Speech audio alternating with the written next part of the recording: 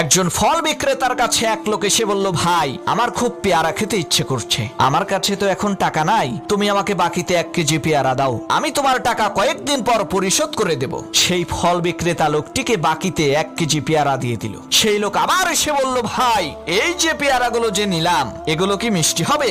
সেই ফল বিক্রেতা বলল, এগুলো আমার গাছের পেয়ারা, অবশ্যই মিষ্টি হবে, তবে আপনার যদি বিশ্বাস না হয় তাহলে খেয়ে দেখেন। সেই লোকটি বলল, ভাই আমি তো রোজা রেখেছি, আমি খেতে পারবো না। ফল বিক্রেতা বলল, আরে ভাই বলেন কি, রমজান মাস আসতে তো আরো 2 দিন বাকি আছে, এখন আবার কিসের রোজা রেখেছেন? সেই লোকটি বলল, আরে ভাই বললেন না, গত বছরের কয়েকটা রোজা বাকি ছিল, সেই রোজাগুলো আদায় করছি। লোকটির এই কথা শুনে ফল বিক্রেতা লোকটির হাত থেকে পেয়ারার ব্যাগ কেড়ে নিয়ে বলল, এখান থেকে সরেন মিয়া, আপনি আল্লাহর ঋণ পরিশোধ করতে 1 বছর দেরি করেছেন, আর আমার ঋণ পরিশোধ করতে যে কত বছর দেরি করবেন তার তো কোনো ঠিক ঠিকানা নাই।